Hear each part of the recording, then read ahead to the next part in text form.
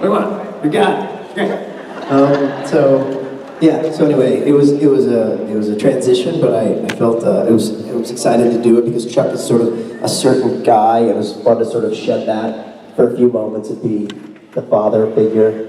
I was certainly honored. It's an honor to play that immense of a role of the deity, and it was cool. Thank you. Yeah, you're welcome. Thank you.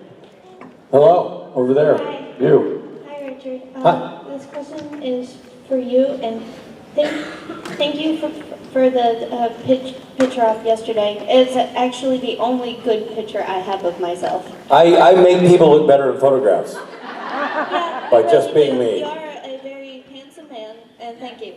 My question for you is, during the episode for Gabriel and Loki, after what he said, was Gabriel's identity partially taken away from him?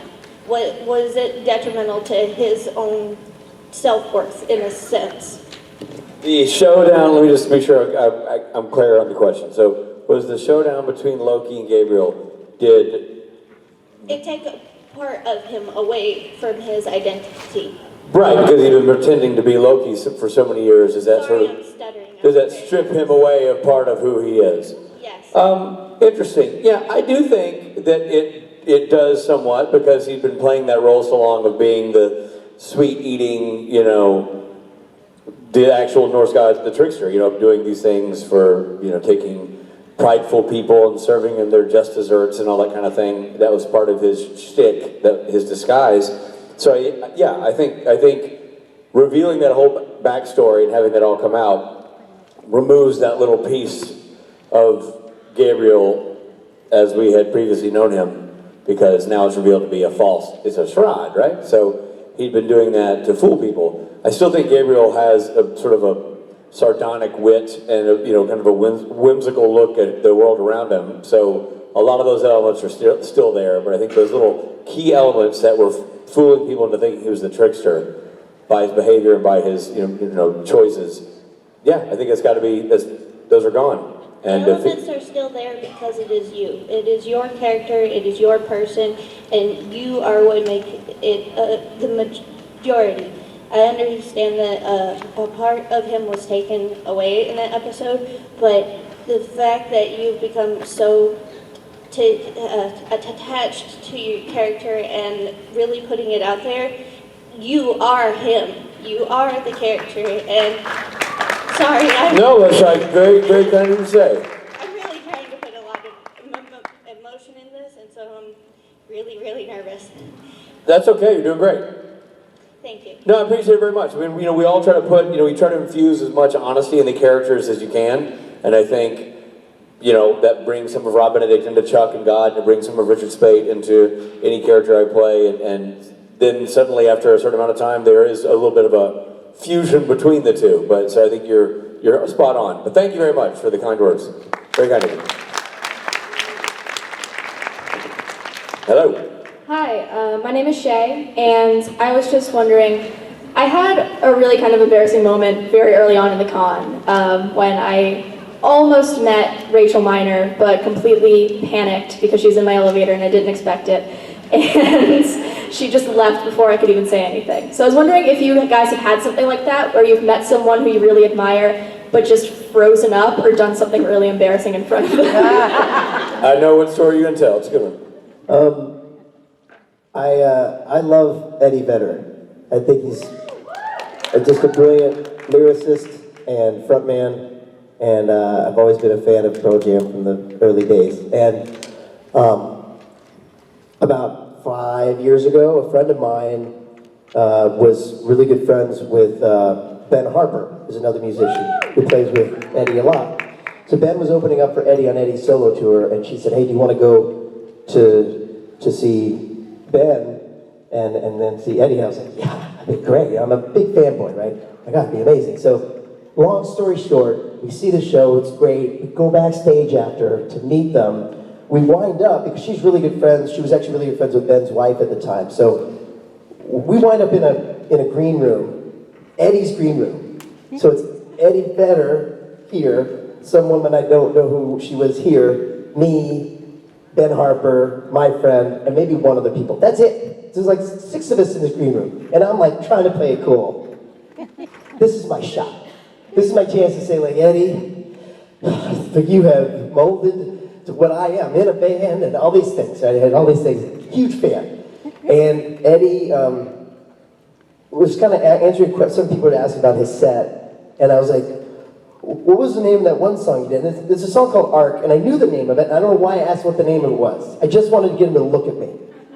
And he's like, it's called Arc, it's a Pearl Jam song. And in my mind, I'm like, and I just went like this, but in my mind, I'm going, I know it's a Pearl Jam song. So I messed that up, so I ruined that, and the conversation went on. I was like, God, I'm kicking myself. Finally, he turns, he's talking to someone on the other side of him, and he's smoking a cigarette.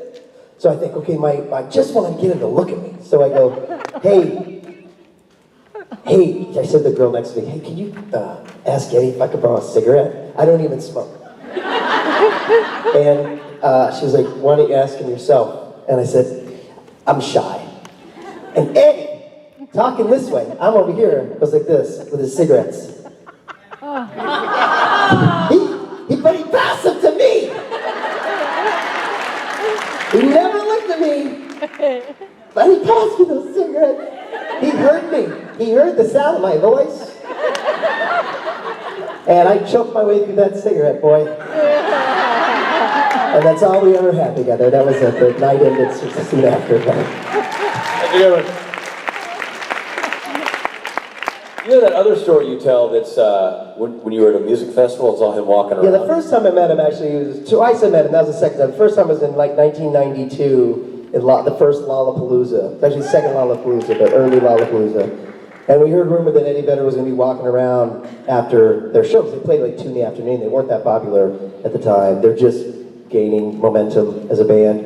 And he's walking around, sure enough, there he is. And I was like, me and my friend were like, Eddie, oh my God, Eddie, can we take a picture with you? And he's like, no, I'd rather you didn't. They're like, I'll remember your faces. He goes like that. And I was like, sweet. And then for a long time when I went and saw him live, I thought that he looked at me and I thought that he remembered my face. No shit. I thought that he was like, Jeremy Spook. There he is. There's a guy I saw at Lollapalooza. In class today.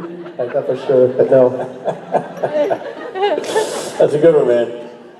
See, but my one time kind of embarrassing thing, so years ago, I did a mini-series, Band of Brothers. It was a well-received World War II project, produced by Steven Spielberg and Tom Hanks. Steven Spielberg cast us all. We all had to meet Steven and read in front of him to get cast. But he didn't direct it. He came and he visited the set a few times, and we had small groups where we'd meet him, but he was never our director, so I never had a one-on-one intense rapport with him for a long period of time. So I never got to know him that well. And then, after Band of Brothers was over and had premiered and was, out there in the air, I saw him out somewhere and I was with my buddies, like, there's Steven Spielberg, man. I'm like, yeah, I know. You worked with him, go say hi. I'm like, I kind of worked with him, but yeah, I guess, but I don't know, man, because it's still nerve-wracking. To me, Steven Spielberg is just, he and Tom Hanks together are the coolest people alive, and I'm the most intimidating people in the world. So I was like, okay, this is silly. Rich, you're being silly. You did work for the man. You were under his employ. You've met the fella. You're going to go over and say hi. So I started going over whatever, and I'm like, Mr. Spielberg, Rich Speight, Band of Brothers alum. And he's like, oh, I know who you are. You played Muck. I'm like, good work. I'm like, oh, thanks, man. That's great. We're standing there, and then I did that. That's the opening. Then I didn't come up with a plan beyond that. So then I am standing. I'd interrupted Steven Spielberg at a sitcom taping, and I was like,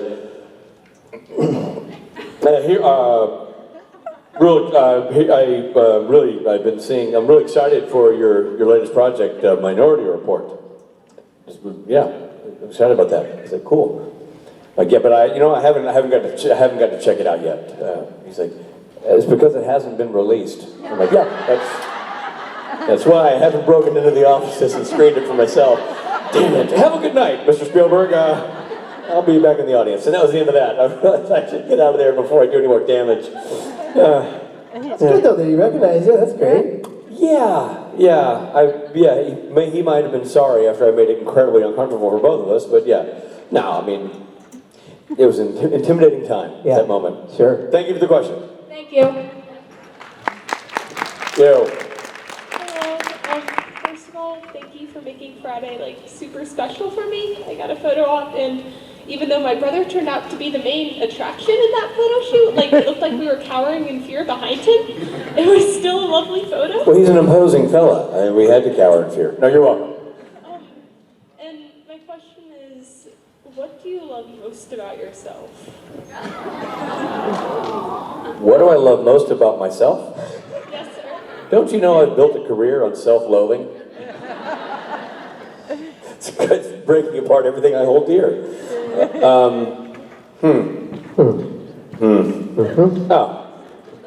I like that I can grow a thick, full beard. When I was a boy, I used to dream of being able to grow sideburns. I was a big Jimi Hendrix fan when I was a kid. And one of the coolest things about Jimi Hendrix to me was that when Jimi Hendrix played the Monterey Pop Festival, he was introduced by Brian Jones, or was that Woodstock? I can't remember. One of those big prospects. Brian Jones, the founding member of the Rolling Stones, introduced Jimi Hendrix on stage. And I thought, that's the coolest pairing of all time. Brian Jones, who I thought was one of the coolest looking dudes, he was the blonde, Rolling Stone with the page boy cut with the giant sideburns coming out. Died at a young age. And I died at, I think, he's another one of those 27s, Yeah. But I was like, oh, I want to have big sideburns like Brian Jones. I want to grow sideburns. The second, I was a late bloomer, so I didn't have facial hair until I was in college. And finally, in college, I could grow sideburns. I just would wear these giant mutton chops, and I wanted to look like Brian Jones. But because I'm from Tennessee and kind of had a southern twang, I looked like a failed Elvis impersonator. That's kind of had more of that vibe, but I didn't care. I stuck with it. And there's so many photos of me in college where everybody looks kind of normal, and I have giant mutton chops and and they're kind of scraggly. They're not great. And it's actually quite funny. Somewhere, if I ever find this photo, it would be fun to post. But I went to college at University of Southern California. I was a theater major, and one of the fellas a grade above me was a very debonair chap who later played Kane on this show, Tim Amundsen. So Tim and I went to college together, and Tim looked like Tim Amundsen in college. That guy can grow a beard. He was a full-grown man, and when we were all boys, he's like, I see you joined the freshman class. Welcome aboard. We were like, thank you, Mr. Amundsen. We were the same age. But he had long, pointy goatee and flowing black hair, and somewhere there's a picture of Tim Amundsen with this goatee that it would hover, which I guess technically is a Van Dyke. I guess the goatee is just the chin, but if you have the mustache, it's this pointy, devilish Van Dyke with flowing black hair and this one, cocked eyebrow that he always has. And he's wearing a suit and, not a suit, but like collared shirt and nice pants. And I look like I just, I was part of the maintenance crew's failed son's garage band. I mean, I look awful. And I had giant mutton chops. I'm like, ah. So somewhere there's a picture of that. What I looked like and what I was going for. This is You gotta find that and post it. somewhere I gotta find that. It's pre-digital, of course, so I'll try to find that. But I'm gonna go with my thick, full beard. I'm sticking with that. Robbie? That's good. That's a good one. Gosh, man, it's I like Rich. I'm kind of a perfectionist, so I'm always kind of picking on myself. It's tough, and also my sense of humor lies in my self-deprecating humor. But that being said, I guess I'd say, I'm not ashamed to say that I'm 47 years old. And I feel like I still feel like I'm emotionally and physically in my 20s. You know what I mean? I have a lot of energy to give the world, and some people might think that's old age, but I still feel like a kid, so I'm proud of that. Well done, Bobby. Thank you. Yeah. Hey. Thanks. How are you doing? Hey, I'm good. So I have the completed Mad Libs if you guys are. Oh, Yes, completed please. Mad Lib, all right. Let's do it. Why don't you come on stage? Up here. You gotta read the Mad Lib up here. Yeah. So she did Mad Libs throughout the weekend, asked people Everyone's the various panel. questions, everybody's participated. Who all did you have participate? I have pretty much everybody except for Misha, Jared, and Jensen. Good, they're dead weight. Come over here. All right. All right, right here. The Mad Lib seat. Robbie, microphone that woman. All right, here we go. What's your name? Angela. Angela? Yeah. Here's Angela with the SPN Charlotte Mad Lib. There is a shout out to the Denver Mad Libs in here as well, so you'll know when you hear it. So this is called Supernatural Lib of Ultimate Madness. Okay. The Impala's door squeaked as Dean, Sam, and Cassiel exited interestingly. Grub, Dean said, staring at the diner. Finally. He made a beeline for the doors. Sam and Cassiel, too sassy to answer, followed him. The diner was busy with elderly couples, grizzled merkins, and noisy teens. Grizzled Merkins and what? Noisy teens. All right. Yeah. Finding the last available booth, Sam and Cassiel sat across from Dean.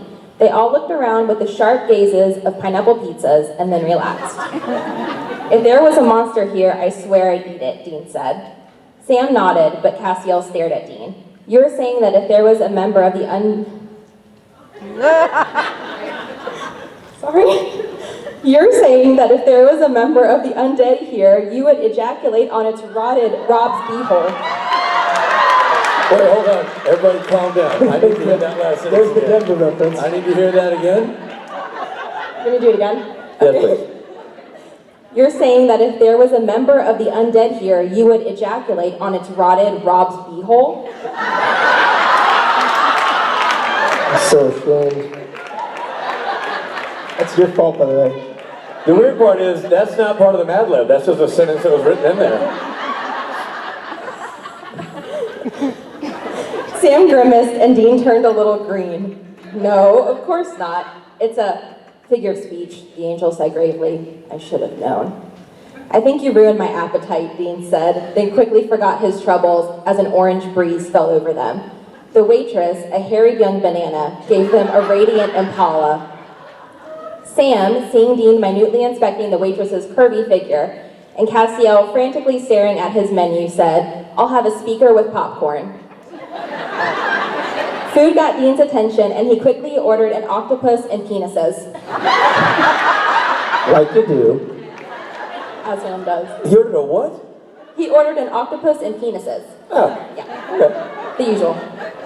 Cassiel, after blinking furiously at his menu, asked for what Sam and Dean both had. Wow, you are brown, Sam said, brows high, as the waitress walked away. Dean turned from craning around to watch the waitress leave. I hope the rock salt here is better than the last place. Theirs tasted like kittens.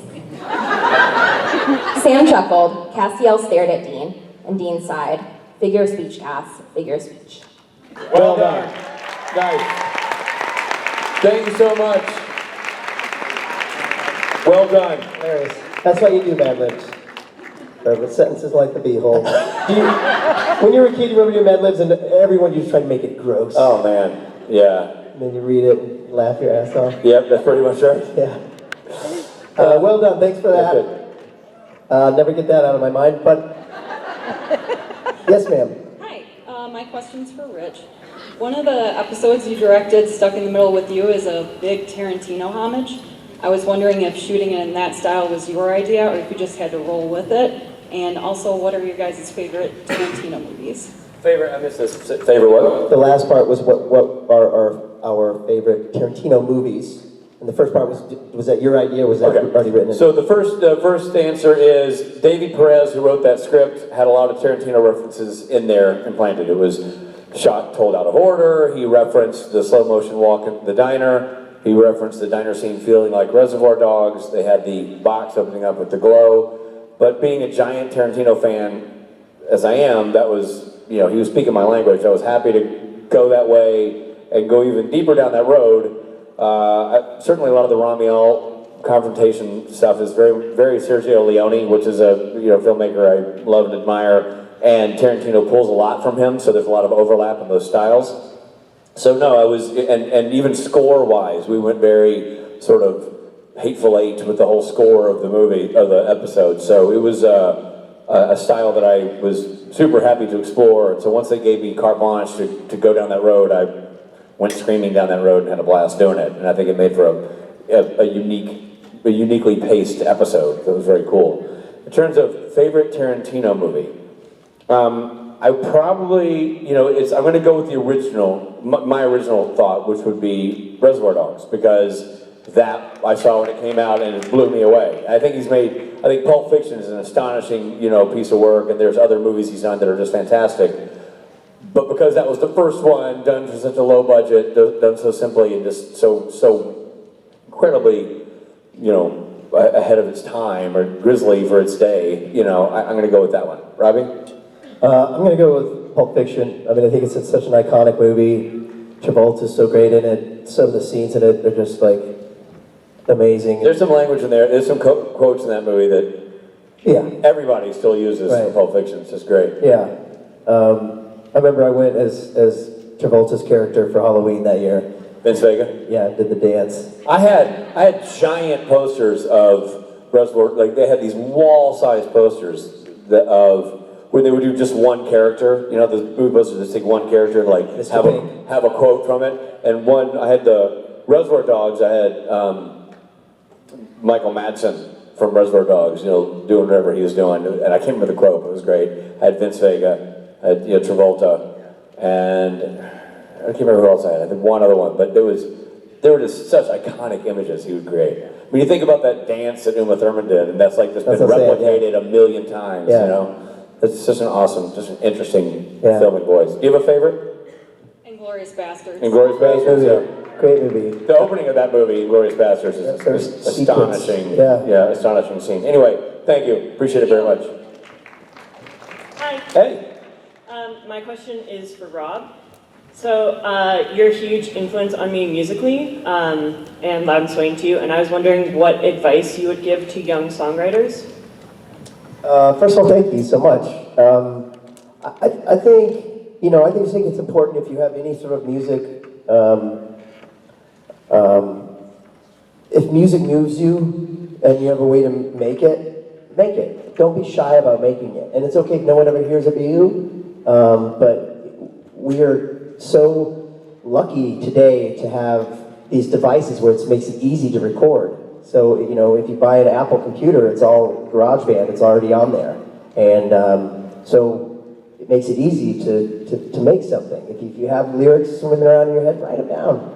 And don't be embarrassed to call it a song, So I would just advise people to keep working on it. If you learn to play an instrument, keep practicing. It's very difficult at first, but then sooner or later you get it, just like learning a language or learning anything. So just keep at it, and if you feel like creating music, create it. Otherwise it just stays in your head. You might as well get it out there. Certainly for me, that was always, music was like writing in a diary, and I never expected anyone to hear it, listen, or even care. So it's been amazing to me that people do like it and identify with it. So just make it. Thank you. Yeah. Good luck. Thank you. You. So I had a picture with Richard this weekend, and when I got up, I panicked and forgot what I wanted to do completely. So afterwards, I just kept trying to remember what I wanted to do. So it led to my question. So Rob and I, you play God, and Richard, you do like Costa Erotica photos. So I was wondering what your most interesting photo pose request was. Oh, most interesting photo pose request. We've had a couple interesting ones together. You've got that great story. Yeah, I'll tell this story. I've told it before, but I do love this story. One time a young lady brought a photo up to me, showing me the example she would like me to reenact for our photo. And I looked at it and I was like, I have a pretty wide berth when it comes to these things. I try to be playful and have a good time and be open to whatever you guys want to do. But I saw this and I was like, she's... Guys, I'm going to have to, don't mean to disparage your choices here, but I'm going to have to say no, that's a little too far. I got kids, I'm married, I feel like that's a bridge too far. I can't really have that out there on the internet. But no harm in asking me, and thank you, and we'll find something else you enjoy doing. No, that's not the fun part of the story. The fun part of the story is that the photo she showed me to ask me if I would do the pose was her doing that pose with Misha. Who apparently was fine with it.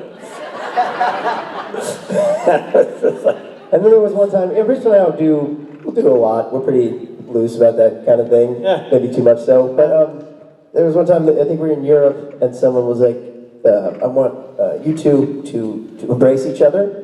And we're like, okay, all right. And then she's like, and then I'm not in the picture.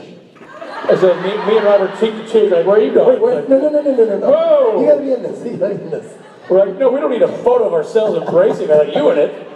We got plenty of those. Yeah, we got my phone's full of those. So that's it. I think that's it. Did you ever figure out what your idea was? No. Oh well. Keep thinking. Next time. Thank you. Appreciate it. Hi. Hi. I just wanted to say I love you both, and you've both equally scared me so far during this convention. Equally what? Oh, that's our goal. We scare her? Yeah. So my question was, what's the best prank you've seen pulled on Misha? Because I know he gets a lot of pranks pulled by like almost everybody on set. Oh, that guy has been so abused on the set. I mean, not anymore, not now as much as back in the day. That first episode he directed, Yeah, they apparently threw his script away and hit him with a cake and... what was the thing where he had a whole bunch of pennies in his car? What was that one? Jared put panties in his car? Jared put pennies in Misha's car? Because he owed him $1,000. And so he put $1,000 of pennies in his car. Oh, pennies, not panties. Oh. I misheard that, and I thought, how would you value what did a pair of panties cost, and what if it didn't land exactly on 1,000? Oh, And if it's 1,000 pairs of panties, that's got a street value way above $1,000. really, no, that's true. No, it's really good lingerie. There's a lot of, pennies. By the way, it's not like an asinine thought. It's not above Jared to put a bunch of women's underwear in your car. That's true. Not, That's actually that's true. not an outlandish That's true. suggestion. Yeah, but I think the pennies thing, that to me said that's a new level of cruelty. By the way, I know a lot of you end up in panels at various conventions. Feel free to suggest to Jared that he put $1,000 worth of women's underwear in Misha's car. I think that would be within his realm of humor and very doable. True. Yeah, but not mine. I'm good. Your car? Yeah, I'm just saying. I'm good. Okay. Don't play any tricks on me. I don't play tricks on people. You play tricks on me every day. I don't do that. Come on, You man. play mind tricks. Yeah.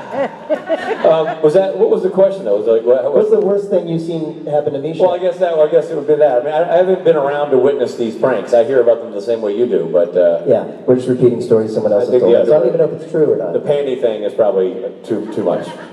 But now I feel like there's not as much of that going on. Now it's just like, we've been friends for a long time, and I don't feel like they prank them that much anymore. I don't know. it's really just, the pranks that I see on set are just have to do with Jared just when you're on camera, Jared being off camera and making just farting.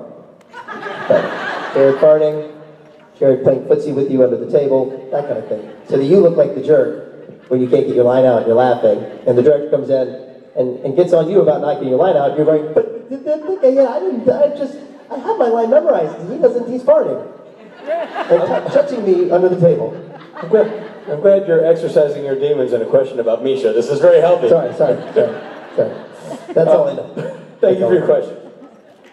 You. Hi, this question is, I'm nervous. This question is nervous? I'm really nervous. This question is for Rich.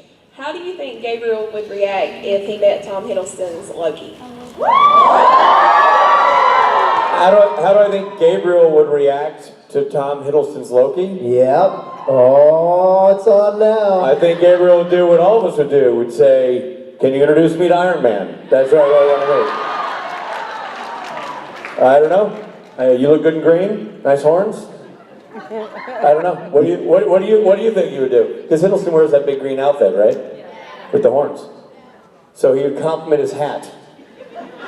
What do you think would happen? I think they would get along because they're both sassy.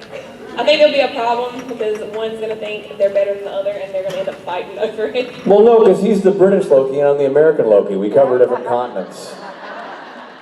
It'll all work out in the end. Thank you for your question. Thank you. You. Hi. This is really for for Rob, but you can answer it. Do you want some popcorn? I do. I want popcorn, yeah. Rob Thank wants you so popcorn, sure. much. Thank you so much. I was really hoping this was going to happen. Absolutely. You know, I said this on, thank you so much. You're very generous. I'm okay, thank you. I said this on our panel yesterday that popcorn was my favorite food. I said, if you want to give me a gift, give me popcorn. And I had a couple people have popcorn like in a photo op. They're like, hey, it's popcorn. And I kept thinking they're going to say, you can have it. They're like, hey, that's mine. And they like, took it away. I was like, ah. Anyway, thank you. I'm super psyched. No, I'm just kidding. I was kidding. It was just a funny anecdote. But this means a lot to me. Thank you for everyone who voted for me. It's like you won an Emmy. Yeah. And I thank Couldn't have done this without all of you. Thank you. you. Me. So I'm like an actress or whatever. And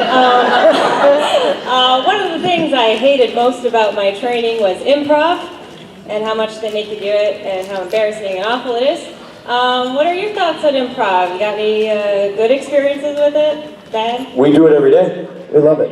Yeah. No, we do it every day. Improv is a crucial element to, I think it's a great lesson for anything in life because it trains your brain to think quickly and respond quickly. And, you know, I mean, basically what Rob and I do every morning when we come out here to do the opening is complete improv. Because we never know what we're going to talk about. We never know what we're going to say. We never know where it's going to go. And we just make it up and bounce off each other and do what we think is clever and see if anything interesting comes out of it. So, you know, I think it's a great skill and it's a learned skill. And if it makes you nervous, that means it's something you need to pursue because if it were easy, everybody would do it. You know, we I used to take improv classes back in the day, and it definitely can be nerve-wracking, especially if you're like in a theater where people are like, be funny, you know, and they give you a place and a situation, and you have to like make something quick. But the number one rule of improv is yes and I think in life this is a great thing. That's why I love hanging out with improv people sometimes because you can't throw out a dud. If you give somebody something, yes and means if I say to Richard, hey, you're the King of England, he goes, yes I am, son, and you're my prince, right? He says yes, and also this. But if I go, you're the King of England, he goes, no I'm not, then the joke's over. Unless you're Rich, it's kind of funny when Rich says it. But then the joke's over, right? So in life, I think that's a good thing. Someone says something to you like, yeah, and also, hey, that's a good point. And furthermore, you know, so yes and I think is something that can help you in life. Great lesson in life. Keep doing it. It's a good idea. Okay. Good on you. Good luck. Thank I you. will, figure it out. Good luck with it all. You. Hi, I got a Kings of Con question for you. Mm-hmm. So in the last episode, you obviously had some fictional characters who represented Alan Tudyk and Nathan Fillion. What? Wait a minute. I don't remember that. I don't remember the parallel there. Okay. I don't Never know. heard that. Have you actually met them? Did you have a discussion about the two series and who may have copied who else? Nobody copied, well, for starters, all due respect, nobody copied anybody. They've had their experience and they created their idea in the same way that Aaron Sorkin created Studio 60 and Tina Fey created 30 Rock. Ideas are out there and they get created and there was no copying or stealing from either group. So out of the gate, that's not a thing. Secondly, well, I've met Alan briefly. I met Alan at Comic-Con. And he couldn't have been anything but lovely. Yeah, they're nice, really nice guys. And we knew about each other. It's actually kind of a funny coincidence, the story. We had this idea. We originally called our show Con Men. And then we shot a little something for it. Anyway, right as we were about to sort of go to the next step, we've heard about this other project called Con Man. And it was a very similar idea. We're like, well, wouldn't you know? It's the same kind of show. But we were like, well, we'll keep making ours, they'll make theirs. There's no way they're the same. And sure enough, they're very different shows. We changed the name of ours, and ours is very, very much Richard and Rob's, perspective. And it's a different show than theirs. But it's funny, the two shows kept sort of intertwining. We both wound up at Comic-Con HQ. And so that's when we met Alan sort of at Comic-Con. But no, we talked to the producer on the phone. We're like, hey, just want to know that we're rooting for you. And in our brief overlapping with them, they've been nothing but nice. And if their show is still going, we wish it tremendous success because if their show does well, that bodes well for other shows like it. So, you know, it was never a competitive thing. It's always rising tide raises all boats. But the original, because many of our ideas came, there are nuggets of truth in them. We thought, oh, wouldn't this be funny if the characters Rob and Rich had this idea that they think they're geniuses, and then sure enough, these two dudes who are more famous than them also have the same idea. And we thought that would actually be a funny thing to put into the show. And that's where that came from. Thank you. Thank you. Thanks. Hey.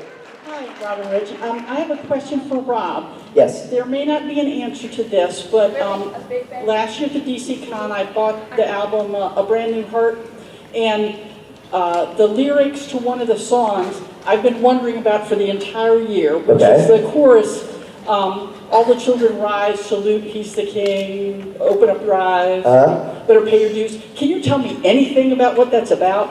Like Silver Spoon is about like, it has to do with me feeling kind of bitter at somebody that it seems to me has everything handed to them. Like silver spoon, born with a silver spoon, in their mouth. They just, like, everything comes easy for them. And I'm struggling, working my ass off, and everything seems to be easy for this person. Not anyone in particular, it's just that feeling. A lot of times I was right about a feeling.